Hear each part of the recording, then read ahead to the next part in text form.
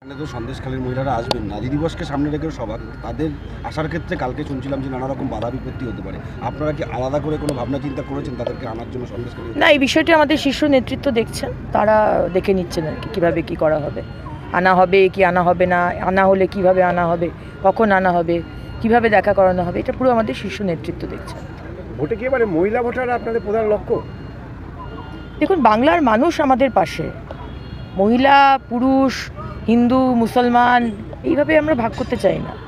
আজকে দুর্নীতির বিষয় সেটা শুধু মহিলার নয়, সেটা পুরুষেরও, সেটা একজন যুবতীর যেরকম একজন যুবকেরও সেরকম। মহিলার যে আক্রমণ, মহিলার যে শ্লীলতাহানি, সে শুধু মহিলার সমস্যা নয়, সেটা বাড়ির যে পুরুষ আছে তারও সমস্যা। সুতরাং আমরা আলাদাভাবে মহিলা ভোট পুরুষ ভোট ওইভাবে ভাগাভাগি নয়। পশ্চিমবঙ্গকে বাঁচানোর লড়াই, এটা দেশের লড়াই, দেশকে এগিয়ে নিয়ে যেতে হবে, দেশকে বাঁচাতে হবে, এবং পশ্চিমবঙ্গ ভারতবর্ষ থেকে আলাদা নয়। একের পর এক তৃণমূল নেতৃত্ব ছেড়ে বেরিয়ে যাচ্ছে, তাদের দল ছেড়ে দেখা যাচ্ছে, ক্রমশ প্রকাশ্যে চলে আসছে সামনে লোকসভা নির্বাচন। তার মধ্যেই প্রাপ্ত বসুরা হুঁশিয়ার দিচ্ছেন মমতার সভায় প্রচুর মানুষের ভিড় করাবে।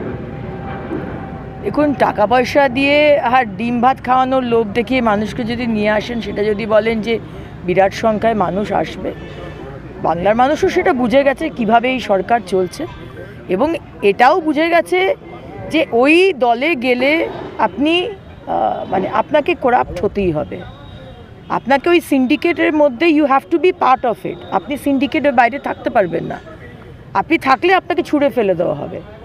সেরকমভাবেই মানুষ যারা থাকতে চাইছে না এই কি বলবো অত্যাচারী দুর্নীতিগ্রস্ত এই সরকারের মধ্যে, তারা বলছে আমরা যেখানেই যাচ্ছি সেখানে শেখ শাহজাহানের কথা হচ্ছে, অত্যাচারের কথা হচ্ছে, দুর্নীতির কথা হচ্ছে, আমরা কেন সেটা শুনবো? কেন মুখ্যমন্ত্রী কোনো অ্যাকশন নিচ্ছেন না? মুখ্যমন্ত্রী শেখ শাহজাহানের পক্ষপাতিত্ব করছেন, কিন্তু কোনোদিন আমার বাড়ি আসেননি ইডির রেডের পর। তো এগুলো তাদের আভ্যন্তরীণ বিষয়, কিন্তু বিষয়টা খুব ছোট হলেও বিষয়টি কিন্তু খুব বড়। ওই সরকারের বা ওই সভানেত্রী, ওনাদের যে নেত্রী মমতা বন্দ্যোপাধ্যায়, তার যে মানসিকতা সেটা সামনে চলে আসে। আপনাদের এবারে সমস্যা কিন্তু এমনভাবে দেখানো হচ্ছে গোটা সন্দেশখালীর মহিলারা অপমানিত, আপনারা রুখে দাঁড়ান পার্থভৌমিকের ডাকে, মহিলাদের রুখে দাঁড়ানো। পার্থভৌমিকের বাড়িতেও তো নিশ্চয়ই মহিলা আছেন, তার স্ত্রী বা তার মেয়ে বা তার মা নিশ্চয়ই আছেন। রাজনীতির মতো আমরা করবোই, ওনার আইডিওলজি আলাদা, আমাদের আইডিওলজি আলাদা, কিন্তু এইভাবেও রাজনীতি করাটা উচিত নয় যে যেখানে মহিলাদের ওপর অত্যাচার হয়েছে আর সেখানে ওনার কথাটাকে সম্পূর্ণ ঘুরিয়ে দেওয়া বা মিথ্যে কথা বলা, এগুলো আমার মনে হয় খুব নোংরা রাজনীতি। শওকত মোল অত্যন্ত ওনার ওই হিম্মতটা থাকা দরকার যে হ্যাঁ হয়েছে অন্যায়, হয়েছে অত্যাচার, এরপর থেকে আর হবে না, এটা বরঞ্চ বললে উনি ভালো করতেন। কিন্তু কিছু হয়নি। ওনার মুখপাত্র যেরকম ওনার দলের মুখপাত্র বলেন যে মুখ ঢেকে কেন এসেছে, আজকে রাস্তায় যখন মিছিল করছে তখন মুখ ঢাকার দরকার পড়ে না, এখন স্টুডিওতে মুখ ঢেকে এসেছে। এফআইআর করেছেন, এফআইআর নাম্বার দিতে পারবেন। ওনাদের নেত্রী বিধানসভার ফ্লোরে বলছেন শেখ শাহজাহান কিচ্ছু করেননি। তাহলে আপনি তো এটাই এক্সপেক্ট করবেন যে পার্থভৌমিকের মতো নেতারা, তারা লোকসভার টিকিট পাওয়ার জন্য বা যে কোনো কারণের জন্যেই তারা সত্যি কথা বলতে ভয় পায়। লাস্ট কোশ্চেন, পলিটিশিয়ান বলেছেন, সিজন পলিটিশিয়ান অভিজিৎ গাঙ্গুলি, তিনি সদ্য রিটায়ারমেন্ট নিয়েছেন। সততার প্রতীক, এগুলো তো উনি লিখতেন আগে, আমি জানি না মুখ্যমন্ত্রী এখন লেখেন না কেন। সুতরাং উনি কতটা অনেস্ট, কতটা তার মধ্যে সততা আছে, আমার মনে হয় যে দুর্নীতি পশ্চিমবঙ্গে হয়েছে তার দলের নেতা মন্ত্রী কর্মী সবাই ইনভলভ, এবং তার নেতৃত্ব দিয়েছেন আমাদের মুখ্যমন্ত্রী। প্রশ্নটা হচ্ছে, একদিকে জল্পনা চলছে অভিজিৎ গাঙ্গুলি আপনাদের দলে আসতে পারেন, আবার তিনিই বলছেন মমতা বন্দ্যোপাধ্যায় সরল মানুষ, তিনি সিজন পলিটিশিয়ান, তার প্রতি তার কোনো ক্ষোভ নেই বা বিরক্তি। দেখুন, এখন উনি কেন এই কথাটা বলছেন সেটা তো উনিই বলতে জবাব দিতে পারবেন, কারণ আমরা দেখে এসেছি যে উনি আজকে যে বড় বড় যে স্ক্যাম, যে দুর্নীতি, সেগুলো উনি ওনার হাত দিয়েই প্রকাশ পেয়েছে। এখন উনি কেন বলছেন এটা আমি শুনিনি, যদি উনি বলে থাকেন তাহলে উনি সেটা জবাব দিতে পারবেন। আর এখনও অবধি উনি রিজাইন করেননি, এখনও অবধি উনি কোনো রাজনৈতিক দলে যুক্ত হবেন কি না সেটাও আমরা জানি না, এখনও অবধি উনি বিজেপি আসবেন কি না সেটাও আমরা জানি না। সুতরাং এগুলো সবই হাওয়ায় কথা বলা হচ্ছে। উনি রিজাইন করবেন এটা তো ডিক্লেয়ার করেছেন, কিন্তু করেননি এখনও। রাজনৈতিক দলে যোগ দেবেন নাকি সোশ্যাল ওয়ার্ক করবেন সেটাও বলেননি, বিজেপিতে আসবেন কি না সেটাও বলেননি। সুতরাং উনি, ওনার মতো মানুষ আমাদের দলে এলে আমরা অত্যন্ত খুশি হব, কিন্তু আমাদের দলে আসবেন কিনা সেই নিয়ে আমাদের কাছে কোনো খবর নেই। রিজাইন ডিক্লারেশনের পরেই এখানকার সাংসদ বলছেন 2 লক্ষর বেশি ভোটে হারাবো যদি বারাসাতে দাঁড়ায়। যিনি বলেছেন পালিশ করে দেবেন নাকি এখানে কেউ দাঁড়ালে, উনি এত ইনসিকিওর হচ্ছেন কেন, এত ভয় পাচ্ছেন কেন? অভিজিৎ গঙ্গোপাধ্যায় যদি দাঁড়ান, ওনার এত ভয় কিসের? আর যদি উনি কাজ করে থাকতেন এখানে বারাসাতের ডেভেলপমেন্টে, যদি উনি শরিক হতেন, তাহলে ওনার এতটা ইনসিকিউরিটি হওয়ার কথা ছিল না। উনি টেলিভিশন শোতে গিয়ে আমাকে বলছেন আমি নিম্ন শ্রেণীর মানুষ, অভিজিৎ গঙ্গোপাধ্যায়কে বলছেন, নাম না করে বলছেন কত লক্ষ ভোটে হারাবেন। তো এগুলো সবই ওনাদের insecurity. Offence is the best defence, একটা কথাই আছে, এটা এখানে প্রকাশ পাচ্ছে। আর এই পালিশ করে দেবো, দাঁত উপড়ে নেবো, গোঁপ দাড়ি ছিঁড়ে দেবো, এগুলো বলে লাভ নেই। এবং রিজাইন করার সঙ্গে সঙ্গে তার গায়ে আরএসএসের তকমা লাগিয়ে দিয়েছে। ওইগুলো বাংলার মানুষ আর এগুলোকে সিরিয়াসলি নেয় না। যেখানে বাড়ির ছেলে মেয়েগুলোর চাকরি নেই, যেখানে খাবার নেই, যেখানে মাথার উপর ছাদ নেই, বাড়িতে জল নেই, সামনে রাস্তা নেই, বাথরুম করার শৌচালয় নেই, ড্রেন নেই, সেখানে মানুষ আজকে সরকার কি আরএসএস বলছে না কি বলছে কেউ এগুলো মাথায় নেয়। লোকে সিম্পল জিনিস চায়, রুটি কাপড়া মাকান। মুখ্যমন্ত্রী মমতা বন্দ্যোপাধ্যায় শুধু রাজনীতি করে গেছেন, এই বিষয়গুলোর দিকে উনি ধ্যান দেননি। তৃণমূলে যেভাবে প্রচুর তৃণমূল কংগ্রেস থেকে চলে আসা নেতৃত্ব যারা বিজেপি থেকে দাঁড়িয়েছিলেন ভোটে, পরবর্তীতে তারা জিতুক বা হারুক তারা আবার তৃণমূল কংগ্রেসে ফিরে গেছেন। এই ঘটনার পর যখন আবার এই নির্বাচনের আগে বেশ কিছু তৃণমূলের নেতৃত্ব রিজাইন করছেন, হয়তো তা সাধারণ বিজেপি কর্মী সমর্থকদের সঙ্গে অনেকের সাথে কথা বলে যেটা দেখেছি, তারা একটা আতঙ্কিত যে এই তৃণমূলের নেতৃত্ব এসে যদি আবার বিজেপির টিকিট পায় সেটা কি দলের জন্য ভালো হবে? দেখুন, আমাদের পার্টি অত্যন্ত ডিসিপ্লিন রেজিমেন্টেড পার্টি। এটা ওই তৃণমূলের মতো একটা ছোট্ট স্থানীয় পার্টি নয়, লোকাল পার্টি নয়, পৃথিবীর সর্ববৃহৎ পার্টি।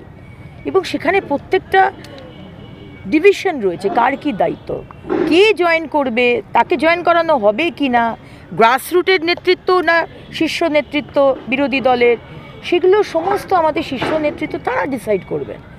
কাকে নেওয়া যাবে, কাকে নেওয়া যাবে না, তাকে পদ দেওয়া যাবে না পদ দেওয়া যাবে না, এগুলো আমাদের শীর্ষ নেতৃত্ব রয়েছে, তারা ডিসাইড করবে না, আমরা কেউ নই। কিন্তু হ্যাঁ, 2021-এ যেটা খারাপ এক্সপিরিয়েন্স হয়েছিল সেটা নিশ্চয়ই তারা মাথায় রাখবে। দল বদলুরা কি টিকিট পাবে এবার? হ্যাঁ, ডেকে দল বদলুরা কি এবারে টিকিট পাবে, সম্ভাবনা আছে? বলতে পারবো না, কারণ আমি আবার বললাম যে এটার জন্য আলাদা ডিপার্টমেন্ট করা হয়েছে এবং এটা দেখছেন আমাদের সম্মানীয় অধ্যক্ষ মহোদয় ডক্টর সুকান্ত মজুমদার এবং আমাদের এলওপি সম্মানীয় শুভেন্দু অধিকারী মহাশয়। প্রার্থী ঘোষণা হয়ে যাওয়ার পরে বিভিন্ন জায়গায় প্রার্থীদের নিয়ে বিক্ষোভ দেখাচ্ছে বিজেপি, তাদের মন মতো হয়নি, পছন্দ হয় মনের মতো কখনোই হয় না। কোনো জায়গাতেই কি সব কিছু সব মানুষকে কি সবার পছন্দ হয়? আমাকে কি সবার পছন্দ? বিজেপির মধ্যেও কি সব নেতৃত্ব সবাই পছন্দ হয় না? সেটা এক্সপেক্ট করাটাই ভুল। সুতরাং অভিমান হতেই পারে, কারোর এক্সপেকটেশন থাকতে পারে যে আমার নেতৃত্ব টিকিট পেলে ভালো হয়। আমাদের পরিবারের বিষয়ে আমাদের মধ্যে সেই আন্ডারস্ট্যান্ডিং আছে। অভিমান হয়েছে, হয়তো কিছুদিন চলবে, তারপর সব ঠিক হয়ে যাবে। একসঙ্গে আমাদের কোনো প্রভাব পড়বে না, আমরা একসঙ্গে লড়াই করব। কারণ আমরা মাননীয় প্রধানমন্ত্রীকে কথা দিয়েছিলাম 35 সিট আনবো এবং লাস্ট কৃষ্ণনগরে উনি আমাদের বলে গেছেন 42-এ 42। তাই পরিশ্রমটা অনেক বেশি করতে হবে, একসঙ্গে লড়াই হবে। প্রচুর যারা তৃণমূলের ফেভারে ভোট দিচ্ছে শুধু লক্ষ্মী ভাণ্ডারকে সামনে রেখে, এবারও কি সেরকম হওয়ার? এবার আর তারা দেবে না, কারণ তারা বুঝে গেছে যে আজকে সন্দেশখালীর মা বোনেদের যে অবস্থা হয়েছে, লক্ষ্মীর ভাণ্ডার তারা পেয়েছে 500 টাকা, কিন্তু তাদেরকে যেভাবে দিনের পর দিন, রাতের পর রাত, মাসের পর মাস তাদের অত্যাচার হয়েছে এবং মুখ্যমন্ত্রী সব কিছু জেনে চুপ করেছিলেন। এই শেখ শাহজাহান অত্যাচার করে গেছেন এবং আজকেও তাকে জামাই আদরে রাখা হচ্ছে।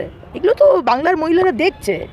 একদিকে 500 টাকার লক্ষ্মীর ভাণ্ডার, আর একদিকে আমার বাড়িটা নিয়ে নেবেন, মাননীয় প্রধানমন্ত্রী যে বাড়ি পাঠাচ্ছেন, বাথরুমটা নিয়ে নেবেন, আর সর্বোপরি আমার ইজ্জত নিয়ে নেবেন।